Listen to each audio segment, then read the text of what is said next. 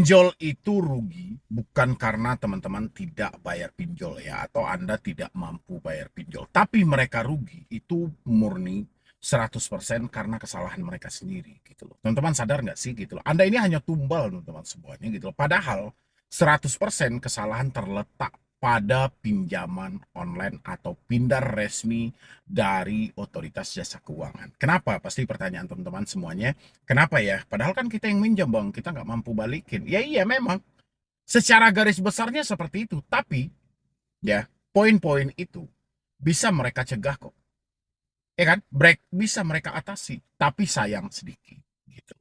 Pinjol itu dia terlalu gegabah dan dia tidak peduli kan dengan aturan-aturan yang ada. Pertama, ada namanya fintech data center atau pusat data fintech lending. Tujuannya adalah untuk melihat kredibilitas, untuk melihat skor kredit.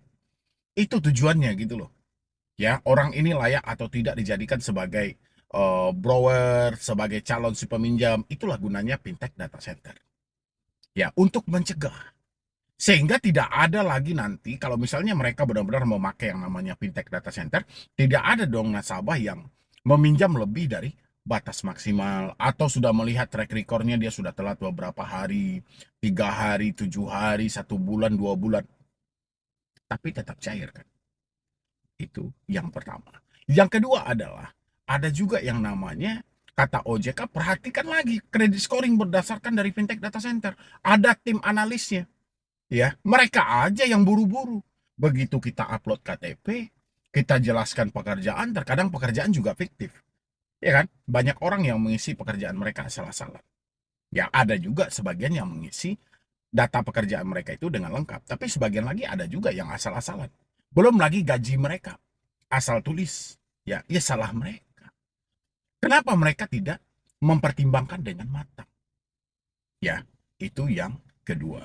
Yang ketiga adalah ada COJK nomor 19 tahun 2023.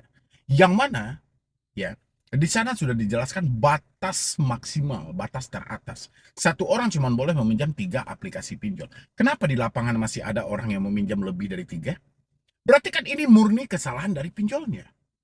Ya, murni kesalahan pinjol yang tidak mau patuh dengan aturan yang ada. Murni kesalahan pinjol yang tidak mau tunduk dengan aturan. Seandainya mereka pakai fintech data center atau pusat data fintech lending, dan habis itu mereka pakai juga tim analis untuk mempertimbangkan, mereka pakai juga dengan batas maksimal, rasa saya hari ini 100% masyarakat Indonesia bayar hutang di pinjol. Karena batas maksimal. Ya, 3 aplikasi itu aja meskipun berat, tapi orang masih bisa mengupayakan untuk menyelesaikan. Tapi kalau jumlahnya sudah 5, 10, dan segala macam, tipis sarapannya. Makanya kalau Anda bilangin hari ini Anda gagal baik, Anda tidak mampu bayar, ya sah-sah aja. Nggak ada masalah juga. Karena kesalahan yang paling fatal itu adalah dari si pelaku usaha jasa keuangannya. Kenapa tidak memakai semua skema yang telah diberikan oleh otoritas jasa keuangan? Itu kan untuk kebaikan mereka. Memitigasi resiko gagal bayar. Mencegah. Ya kan? Ini orang sudah ada minjam di beberapa aplikasi, ada 5, 6. Ada aja pinjol-pinjol yang masih mau mencairkan. Walaupun nominalnya nggak banyak gitu. Tapi kan itu kegoblokan mereka.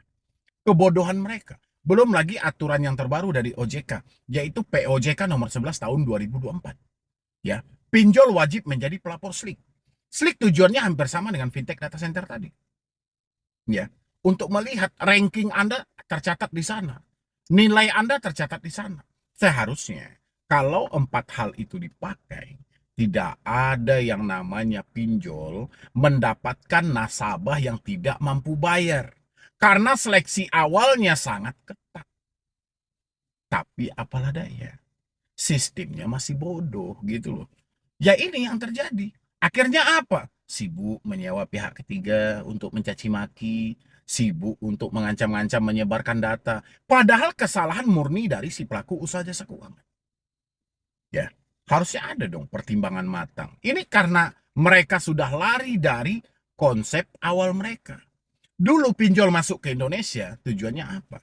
Menjangkau masyarakat yang tidak terjangkau oleh bank konvensional. Tapi ya beberapa tahun yang lalu itu berubah. Malah pinjol menjadi prioritas untuk memenuhi kebutuhan hidup. Oke, untuk memenuhi gaya hidup. Sehingga orang banyak memakai pinjol untuk gaya-gaya hidup mereka aja. Bahkan untuk judi online, bahkan untuk beli baju, update handphone, segala macam. Jadi mereka sudah lari dari jalur yang sebenarnya.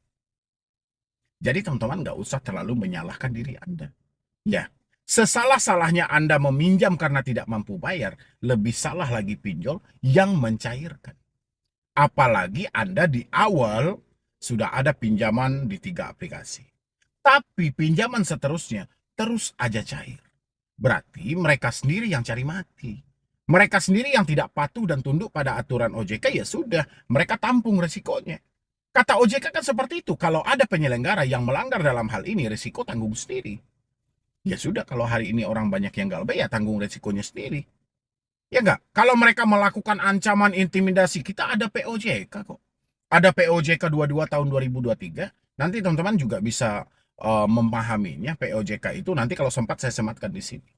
Di sana kan sudah dijelaskan, tidak boleh mengintimidasi, tidak boleh melakukan pengancaman, tidak boleh melakukan penyebaran data, tidak boleh menagih di luar si konsumen, tidak boleh menagih di jam-jam yang telah dilarang.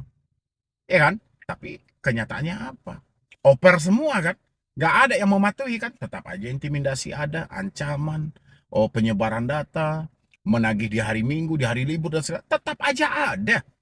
Ya, iya sudah. Mulai dari proses peminjaman sampai skema penagihan, mereka tidak patuh dengan aturan, ya tanggung risiko.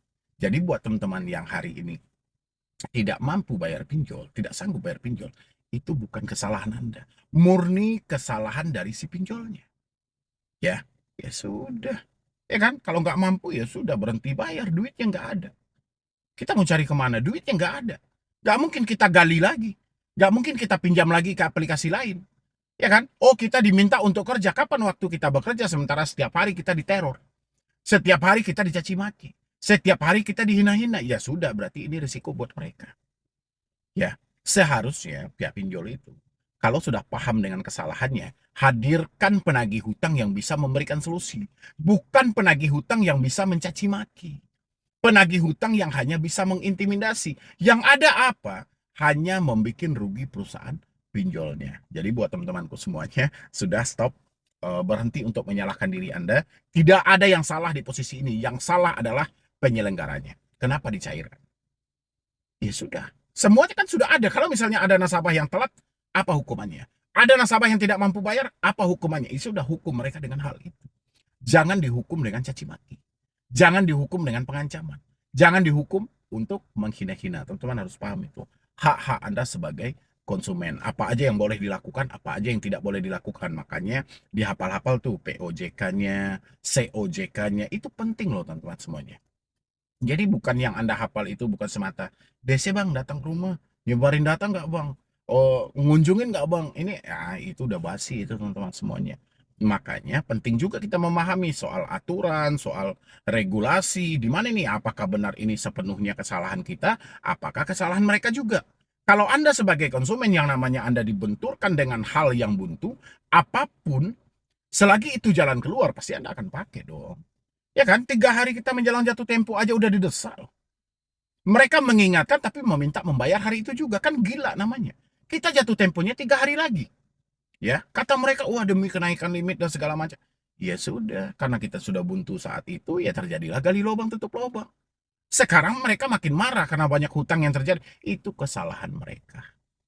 Oke, teman-temanku semuanya, mudah-mudahan tidak ada lagi yang overthinking, tidak ada lagi yang menyesal-nyesal, tidak ada lagi yang merasa bersalah, ya. Tapi hal-hal seperti ini buat teman-teman semuanya, jadikan pelajaran yang sangat berharga bahwasannya setiap kemudahan yang ada itu mengandung kesulitan yang luar biasa.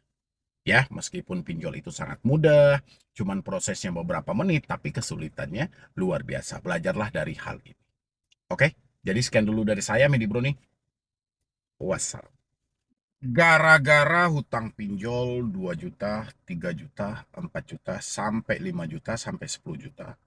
Itu harus dipenjara karena tidak membayar. Yuk, teman-temanku, siapa yang mendapatkan ancaman seperti itu per hari ini dan kira-kira dari pinjol mana? Karena dia pasti berbeda-beda. Setiap orang pasti berbeda-beda aplikasinya, walaupun kata-kata yang digunakan itu hampir sama. Benarkah hal ini akan terjadi dan benarkah hal itu akan dilakukan oleh pinjaman online? Tapi sebelumnya seperti biasa buat teman-teman semuanya yang belum mensupport channel ini boleh disupport dulu, boleh didukung dulu. Mudah-mudahan channel ini makin berkembang dan saya makin semangat memberikan motivasi dan edukasi. Nanti teman-teman yang mau konsultasi, jangan ragu-ragu, silahkan di nomor yang tertera atau langsung jadi membership di channel ini dan konsultasikan bersama saya supaya jangan salah berpikir, salah bertindak, malah menjadi beban besar. Oke, gara-gara hutang 2 juta. Kita harus dipenjara. Ya, hutangnya 3 juta, berhadapan dengan pidana. Sampai 10 juta. Ya, ngeri ya teman-teman. Kalau dipikirkan, ya ngeri banget gitu loh. Kalau kita pikirkan, tapi nggak usah teman-teman pikirkan. Anggap aja tong kosong nyaring bunyinya. Kalau Anda mendapatkan ancaman seperti itu per hari ini, anggap saja tong kosong nyaring bunyinya. Kenapa seperti itu? Gini teman.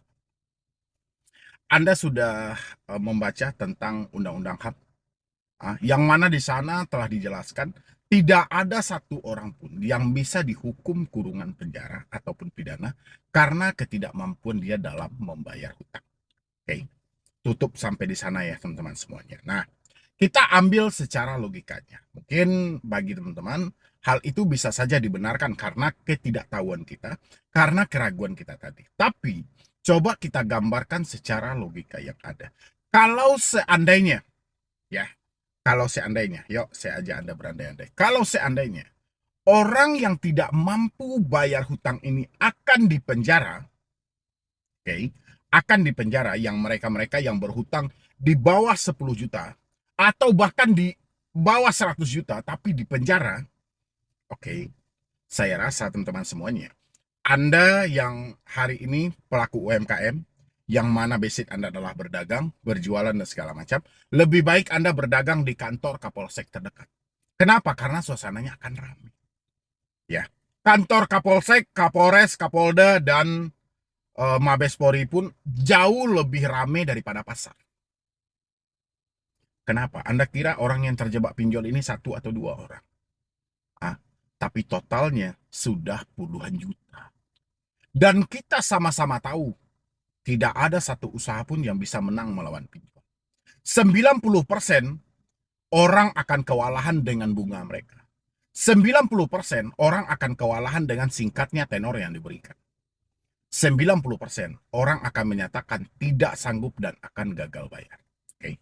10% saja yang melanjutkan penagihannya, yang melanjutkan pembayarannya dengan keterpaksaan.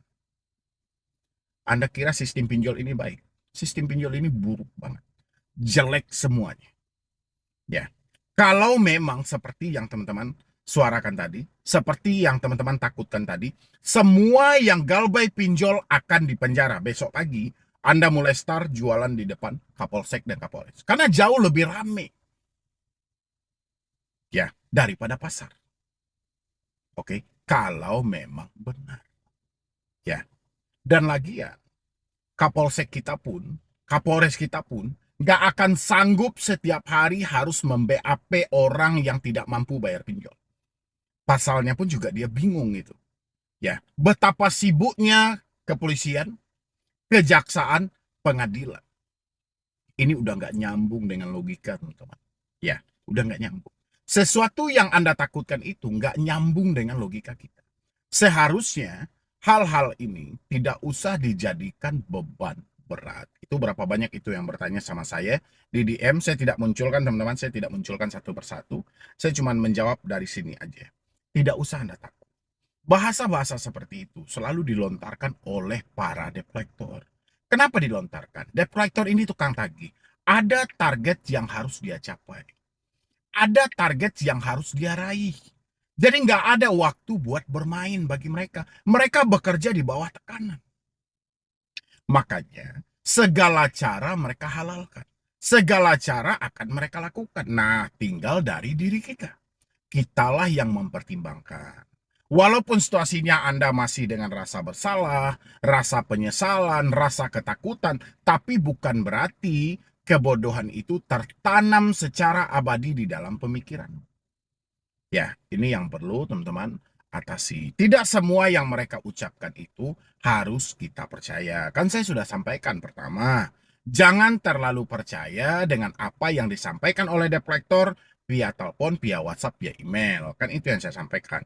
Yang kedua, jangan mudah terpengaruh dengan apa yang diposting orang di media sosial. Yang ketiga adalah coba berkata jujur dan terbuka dengan keluarga terdekat. Itu yang selalu saya sampaikan. Supaya apa? Supaya teman-teman semuanya tidak terlalu terbebani dengan kata-kata yang akan muncul. Kalau kita sudah menyampaikan, oke, saya sudah tidak mampu bayar, saya sudah tidak sanggup bayar, otomatis berbarengan dengan hal itu, teman-teman semuanya, sudah mempersiapkan apapun risiko yang akan dihadapi. Salah satunya, ucapan-ucapan seperti ini. Mereka mau datang ke rumah, mau melakukan penarikan aset, mau menyita aset-aset yang ada, mau mencegat di jalan, macam-macam bahasa itu. Tapi percayalah, itu bahasa hanya dilontarkan melalui telepon, WhatsApp, dan email. Kenapa mereka terlalu berani dengan melontarkan hal seperti itu? Karena mereka tidak bertatap muka secara langsung. Dan lagian kita juga tidak tahu pihak ketiga ini melakukan penagihan itu perusahaannya di mana. Karena selama ini pihak ketiga kan tidak transparan. Ya kan? Kalau misalnya itu dilakukan oleh pihak pinjolnya ya kita bisa proses pinjolnya. Tapi sayangnya kita belajar dari kasus Indosat. Ya kan? Akhirnya yang dilibatkan, yang paling diberatkan adalah pihak ketiga mereka. Jadi buat teman-teman semuanya, daripada kita kacau, memikirkan sesuatu yang menurut saya, bahkan teman-teman pun juga bisa berpikir juga, itu tidak terlalu penting. Kita sudah tahu aja yang namanya DC sudah melekat dengan intimidasi. Yang namanya DC sudah melekat dengan caci maki. Makanya citra mereka itu sangat jelek di mata masyarakat. Karena kebiasaan mereka juga selalu melakukan penagihan dengan tekanan, melakukan penagihan dengan caci maki, dengan penghinaan. Ya, jadi teman-teman nggak usah terlalu khawatir. Itu kan banyak tuh, bang, benar nggak? Saya akan dipenjara, benar nggak nanti bang? Tiba-tiba saya dipidana, anak saya masih kecil bang. Saya juga masih ngontrak bang. Saya juga baru kerja bang. Dan macam-macam asumsi yang lahir itu gitu loh. Saya paham. Karena teman-teman berada di titik buntu.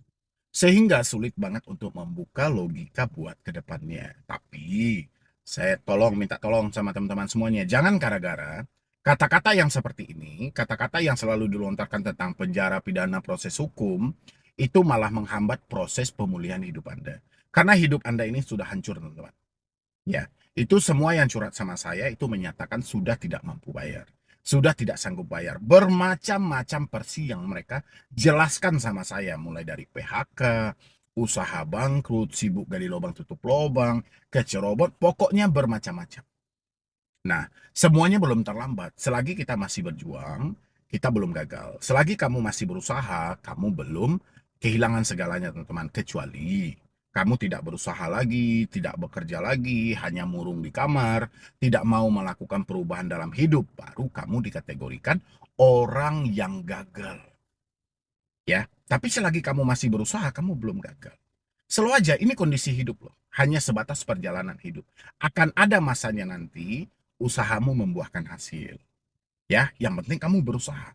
Berusaha, bekerja, cari peluang-peluang lain. Jangan sibuk menerjemahkan katanya melalui telepon, katanya melalui WhatsApp, katanya melalui email. Nggak akan pernah habis-habisnya. Hari ini yang kita cari itu faktanya seperti apa.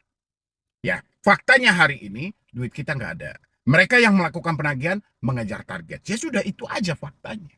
Yang penting jangan terpengaruh. Jangan dibenarkan semua ucapan mereka.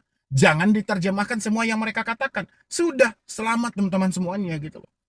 Ya, mungkin dari saya cuma itu aja buat teman-teman semuanya. Terima kasih sudah hadir di channel Solusi Utang. Jangan lupa untuk disupport ya teman-teman ya. Untuk di-like, di-share juga ke teman-teman kita yang lain. Supaya mereka itu membatasi diri untuk tidak gali lubang tutup lubang. Nanti yang mau konsultasi silahkan di nomor yang tertera.